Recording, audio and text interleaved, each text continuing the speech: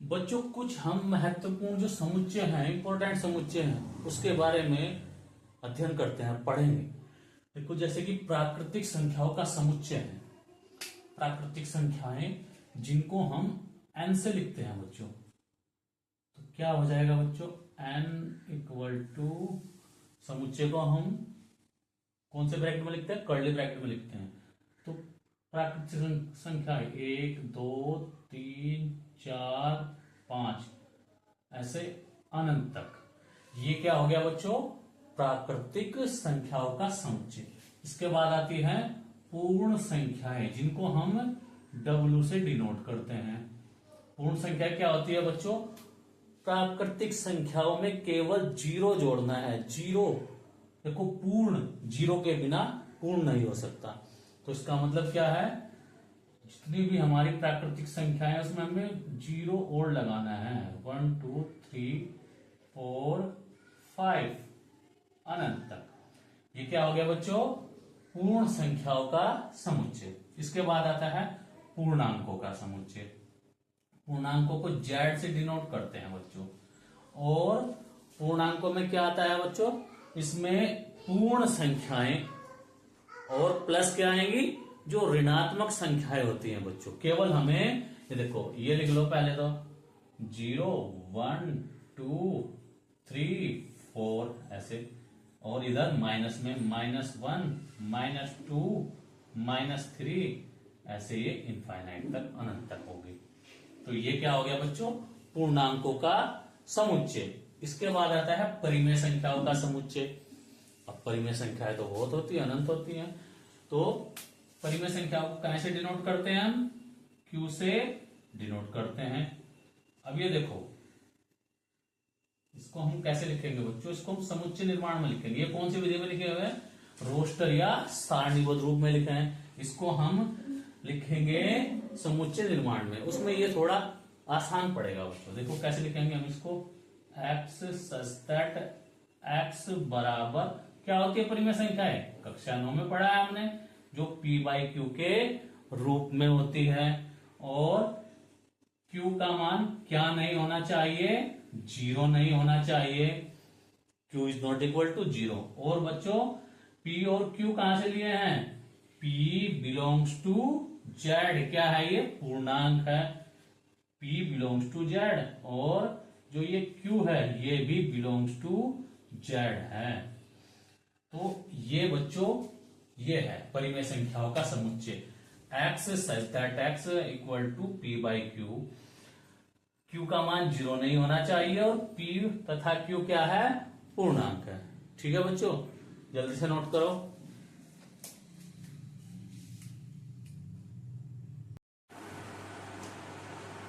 वस्तुओं के सुपरिभाषित संग्रह या समूह को समुच्चय कहते हैं।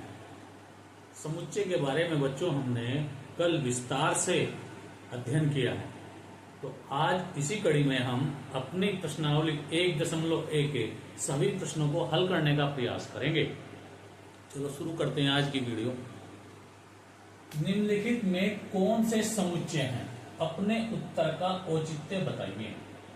हमें बताना है कि कौन सा समुच्चय है और कौन सा नहीं, औचित्य भी बताना है अपना। तो बच्चों समुच्चय की जो परिभाषा थी क्या थी, सुपरिभाषित। ये वर्ड हमें ध्यान रखना है, सुपरिभाषित यानी कि जिसकी परिभाषा की जा सके, जिसकी गणना की जा सके, उस सेट को क्या कहेंगे हम, समुच्चय कहेंगे। चलो बच्चों हमारा जो पहला प्रश्न है, जे अक्षर से प्रारंभ होने वाले वर्ष के सभी महीनों का संग्रह। भाई हमें पता है कि वर्ष में 12 महीने होते हैं, तो सबसे पहला कौन सा आ जाएगा, जनवरी।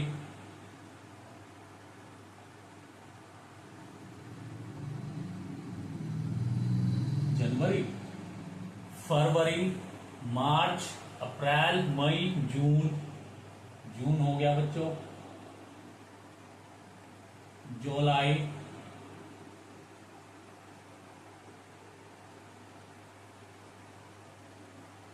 जुलाई,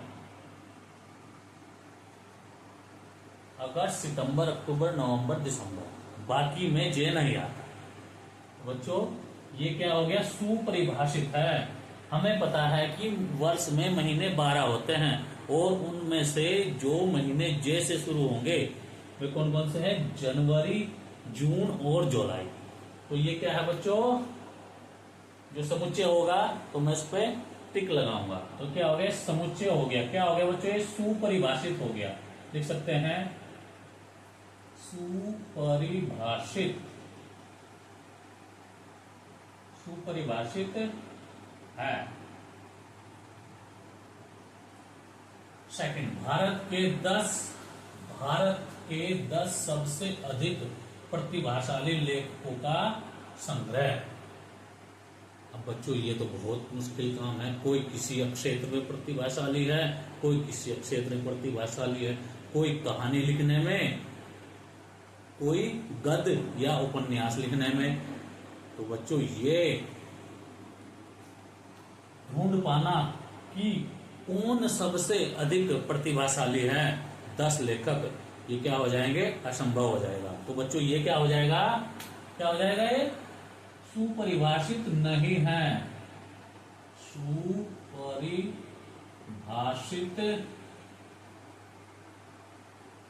नहीं है। तो बच्चों जो भी सुपरिभाषित नहीं होगा तो ये समुच्चय नहीं है। ऐसे ही विश्व के सर्वश्रेष्ठ 11 बल्लेबाजों का संग्रह। देखो बच्चों, विश्व के जो 11 बल्लेबाज होंगे सर्वश्रेष्ठ, मुझे भारत के बल्लेबाज अच्छे लगते हैं, और को किसी और को ऑस्ट्रेलिया के लगते हैं, किसी को अन्य देश के लगते हैं। मुझे सचिन पसंद है, किसी को विराट पसंद है। तो बच्चों ये मानक हम तय नहीं कर सकते कि सर्वश्रेष्ठ बल्लेबाज कौन है, 10 सर्वश्रेष्ठ बल्लेबाज। तो ये सुपरिभाषित नहीं होगा। तो क्या है, ये भी सुपरिभाषित नहीं है, सुपरिभाषित नहीं है। तो इसका मतलब ये भी बच्चों समुच्चय नहीं होगा। इसके बाद चौथा है हमारा आपकी कक्षा के सभी बालकों का संग्रह। बच्चों हमें पता है कि हमारी कक्षा में कितने बालक हैं, प्रत्येक विद्यालय की प्रत्येक कक्षा में कितने बालक हैं, यह गणना की जा सकती है। की जा सकती, क्या की जाएगी बिल्कुल, क्योंकि किसी सेक्शन में 50 बच्चे हैं, किसी में 60 बच्चे हैं। मान लिया कि जो हमारी कक्षा का सेक्शन है उसमें कितने बच्चे, 50 बच्चे हैं, तो वो गणना की जा सकती है। तो इसका अर्थ क्या हुआ बच्चों कि यह भी सुपरिभाषित है। तो क्या है बच्चों, सुपरिभाषित है, सुपरिभाषित है। जब सुपरिभाषित है तो समुच्चय है। राइट का जो ये चिन्ह है ये बताता है समुच्चय है, और जो क्रॉस लगा रहा हूं मैं इसका अर्थ बच्चों ये है कि समुच्चय नहीं है। अब देखो बच्चों, 100 से कम सभी प्राकृत संख्याओं का संग्रह। बच्चों आसानी से हम ज्ञात कर सकते हैं, 100 से जो कम प्राकृत संख्याएं होंगी कितनी होंगी, 99 होंगी बच्चों। तो ये क्या हो जाएगा, एक संग्रह हो जाएगा, समूह हो जाएगा 1 से 99 तक का। तो ये क्या हो जाएगा, सुपरिभाषित हो जाएगा। इसको बच्चों में से लिख सकते हैं 1, 2, 3 एंड सो ऑन। तो क्या है बच्चों, ये सुपरिभाषित, सुपरिभाषित, सुपरिभाषित हो गया बच्चों। ये सुपरिभाषित हो गया तो इसका मतलब क्या है, ये समुच्चय है। इसके बाद बच्चों लेखक प्रेमचंद्र द्वारा लिखित उपन्यासों का संग्रह। जो लेखक प्रेमचंद जी हैं, इन्होंने जितने भी उपन्यास लिखे होंगे तो उनकी भी क्या एक लिमिट है। तो इसका अर्थ क्या हुआ कि हम पता लगा सकते हैं कि प्रेमचंद जी ने कितने उपन्यास लिखे हैं? तो इसका अर्थ क्या हुआ? ये भी सुपरिभाषित है। क्या है बच्चों? ये सुपरिभाषित। सुपरिभाषित है।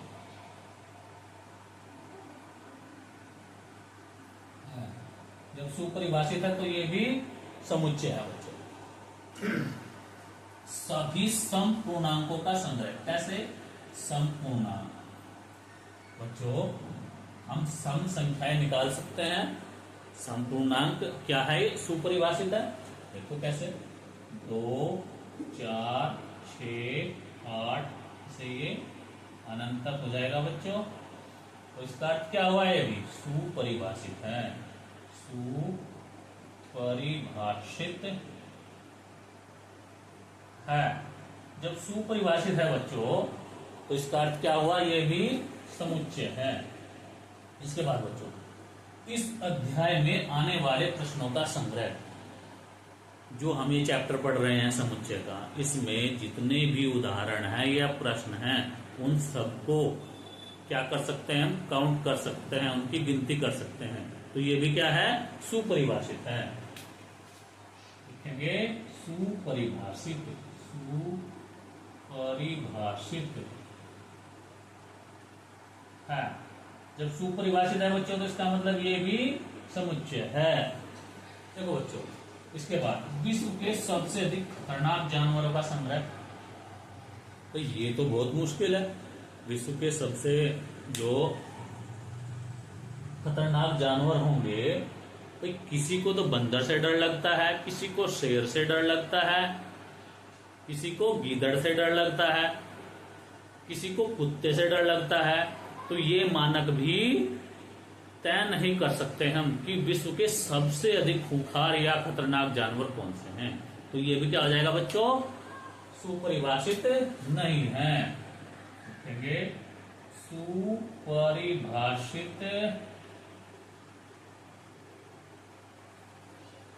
नहीं है। तो इसका तो बच्चों ये भी समुच्चय नहीं है।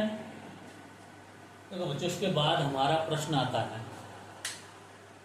मान लीजिए A बराबर जो सेट है, समुच्चय है। बच्चों मैंने बताया था और दोबारा हम याद करेंगे कि जो मझले ब्रैकेट के अंदर लिखा जाता है, कर्ली ब्रैकेट के अंदर लिखे जाते हैं, वो क्या होते हैं? अवयव होते हैं। तो A बराबर 1, 2, 3, 4, 5, 6 ये अवयव हैं। रिक्त स्थानों में उपयुक्त प्रतीक, ये कहाँ का प्रतीक है? मैंने बताया था बिलोंग्स टू या डज नॉट बिलोंग्स टू। इसका अर्थ क्या है? इसका अवयव है या इसमें है। ये अवयव नहीं है या इसमें नहीं है। देखो बच्चों अब हमें बताना है।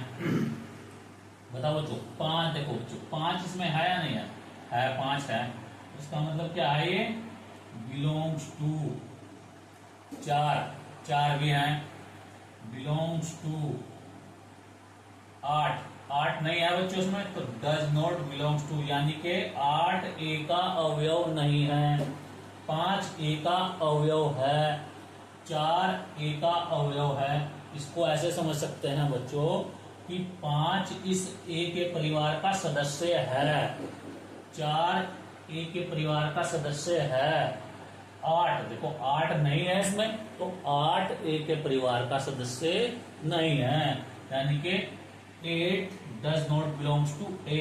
ऐसे ही 2 देखो 2 है ना बच्चों इसमें, तो ये भी बिलोंग्स टू, यानी कि 2 A के परिवार का सदस्य है। 0 नहीं है बच्चों इसमें, तो क्या हो जाएगा? डज नॉट बिलोंग्स टू, यानी कि 0 A के परिवार का सदस्य नहीं है। ऐसे ही बच्चों 10 देखो 10 इसमें नहीं है, तो ये भी 10 A के परिवार का सदस्य नहीं है। 10 does not belongs to A। ठीक है बच्चों, जल्दी से नोट करो।